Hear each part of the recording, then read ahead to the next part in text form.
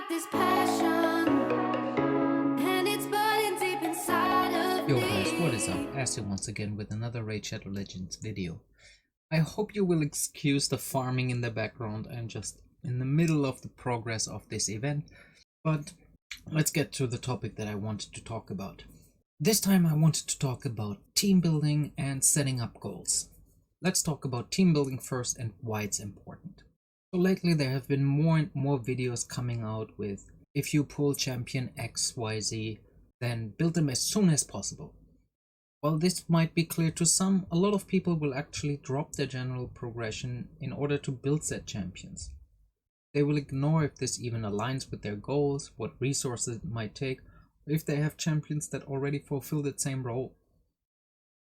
While some champions in the game definitely translate directly into winning strategies, and trust me, there's a ton of them, sometimes it's just not the right time to drop everything else and invest into the champion. A couple of examples are the counter-attack champions. If you get lucky and pull them, congratulations. It might seem like heresy to not immediately get them to 60 and put your best gear on them. They are good champions and probably the best for multiple areas. I'm not saying that you shouldn't build them. For your account they might be exactly what you need to progress. What I'm saying is that you should check if whatever champion you pulled gives you an immediate benefit. So when I pulled Martyr is a pretty good example. Or Frozen Banshee is another good example. Like when I pulled them, I could have immediately pushed all my resources into them. Get them to 60, get them fully ascended, and that actually takes quite a lot. These are champions that are considered to be at the top of everything. But due to the cost of building them in regards what benefit they give to me, I would certainly have lost progress. When I pulled these specific champions, I already had a Dragon 16 teams and like actually a fairly universal team that could do a lot of different stages of the game. So if I had built these champions up immediately, would these have helped me build up to my goals? For my account, I think they would have hindered me. What I try to do is build champions together to form a team. And what was important for me there is that these champions only needed gear upgrades rather than new substitutions in. So I didn't have to spend extra time and resources to level, get ascendancy materials or masteries. And in addition, lots of epics and legendaries require tons of books to actually be viable. Otherwise they're just a bad substitute for a similar rare. Dracomore, another great example. Unless you get him booked, he doesn't actually provide that much more over War Maiden. So let's talk about team strategy a little bit.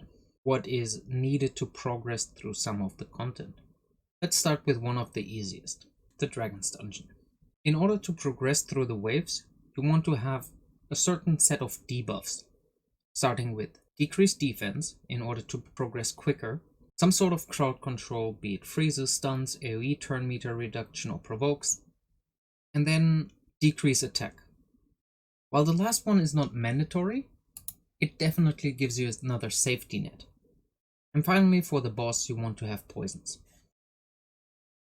Teams that would be really synergetic and great to clear out this dungeon would be War Maiden for AoE decreased defense and some additional poisons. If you put her in a stun set, she would just be awesome for everything.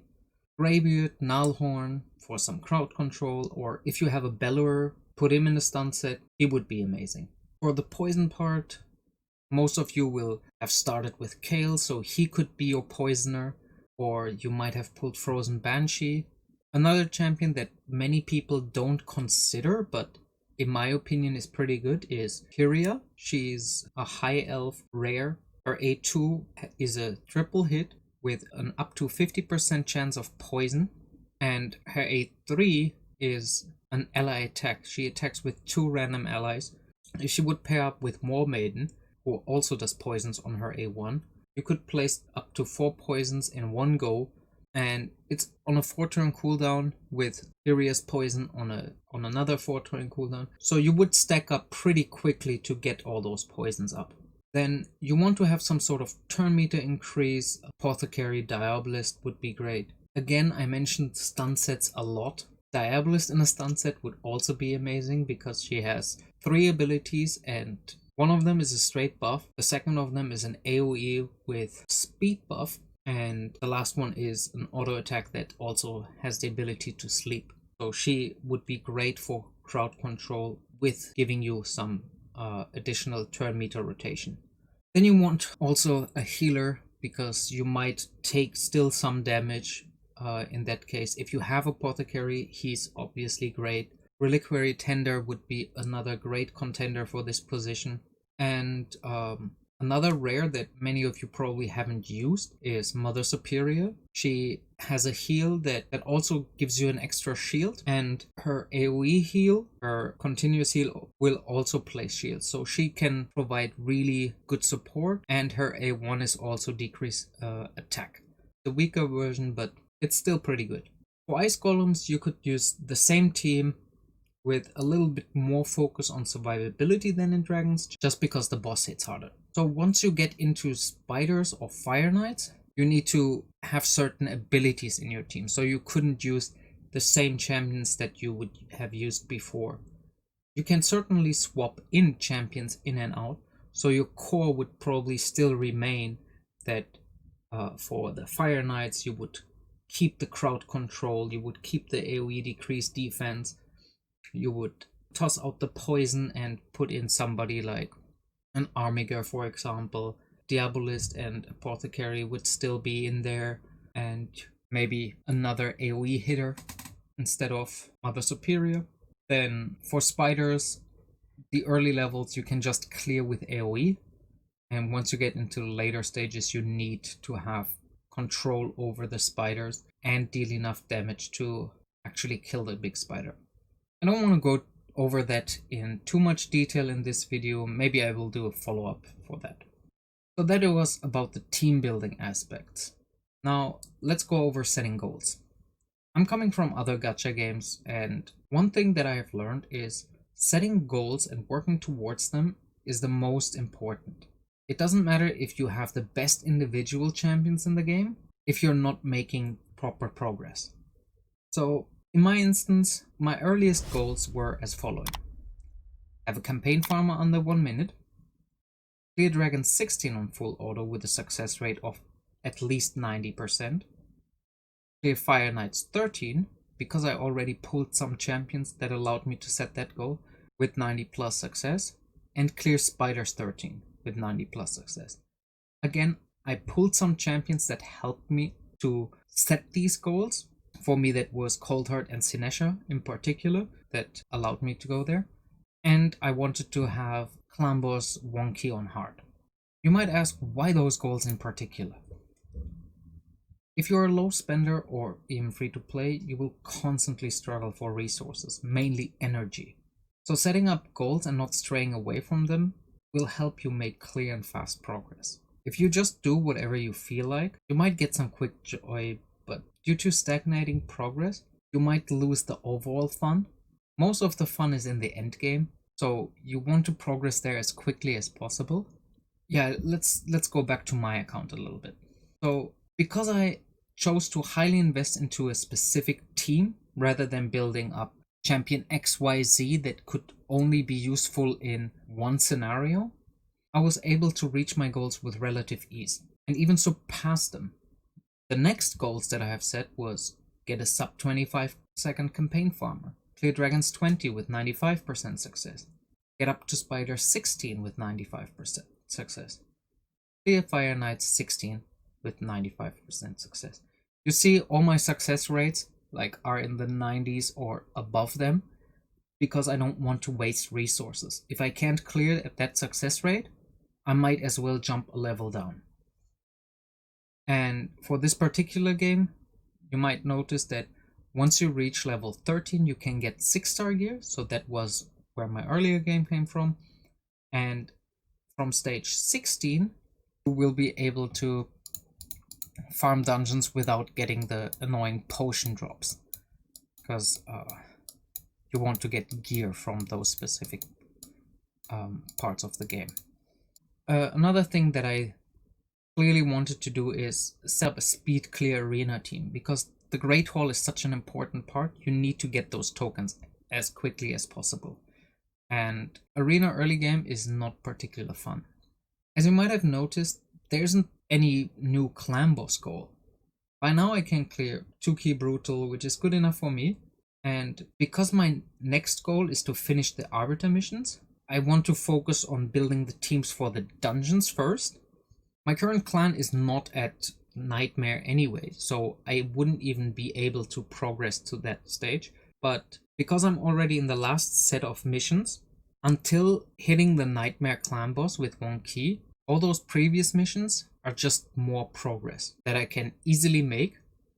And while making that progress, I can also prepare for the Nightmare clan boss. Let's also talk a little bit about events. While setting goals, events become either more or less relevant. We constantly get bombarded with events. All of them take valuable resources to complete. And most often, the benefits just aren't there. Like, you might get some early energy rewards and stuff, but the higher resources are just so expensive. So for example, getting books, getting the Void and Sacred Shards, it's really expensive to get there. And if you just half-ass it, you might have as well just thrown money down the drain, because you're not getting the proper benefit and you still have wasted a lot of resources. So when looking at these events, you should always check, do they align with my goals? For example, if there's a Dungeon Divers event, yes, of course, you want to farm gear, that's a great event. Regardless if the benefits are good or bad, you want to participate in that event. However, a Summoning Rush, especially if they are outside of a 2x event, you probably want to skip, because the good rewards are really expensive and you're basically halving your chances of getting something good. So I would skip them. The same with tournaments.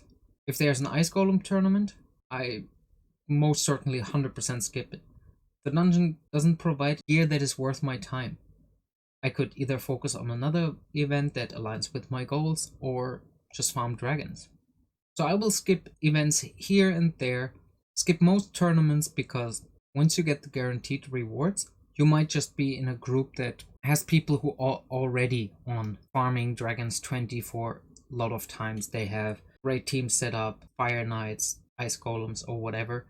So if you cannot reach at least like top 5, then probably bothering with it, like past the guaranteed rewards, is just a waste of resources. Unless it's a dragons tournament, because dragons is never a waste of time because the gear is just so universally good.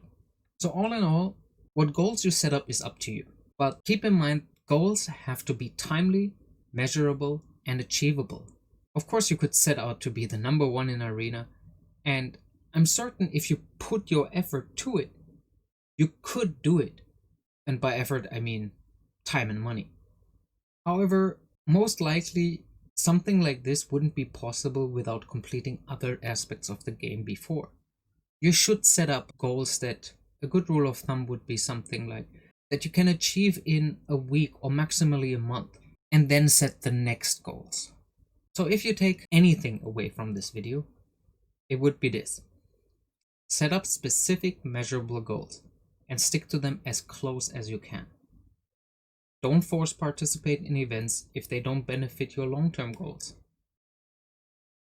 If you get a new champion, check if they would actually hamper your progression or improve it once you build it out. Is this champion worth the resources and time needed to build it up over another champion that you might already have built? I really hope this video gives some of you some perspective, some good mindsets on how to approach this game, how to generate your long-term goal to the end game, and also not waste a lot of resources. You will have the most fun in this game when you make progress. Nobody likes an endless grind without delight at the end of the tunnel. I think this was my first video that is actually a departure from my usual style, so if you enjoyed this kind of style, let me know in the comments and I will do this more often. I have some couple of videos in planning. I just need to get set resources to build up the champions. A small teaser: It's a Spire team with rares and where I try to focus on complete control, and this should be achievable for some, if not most of you, but I need to get the resources to get the gear and the champions build up. Once that is done, you should definitely check back. And in order to not miss a video in the first place, you should consider subscribing. I try to make 4 to 5 videos a week for Raid Shadow Legends. I post some other tool related videos on my channel, mostly tools that I make for Raid, and I also have a little playthrough of Dragon Champions. I'm not going over any strategies or that game. This is just for fun. I go over the dialogue, I try to voice over it, and just have some general fun going through the story mode. I hope to see you in the next video, and until then, enjoy the grind.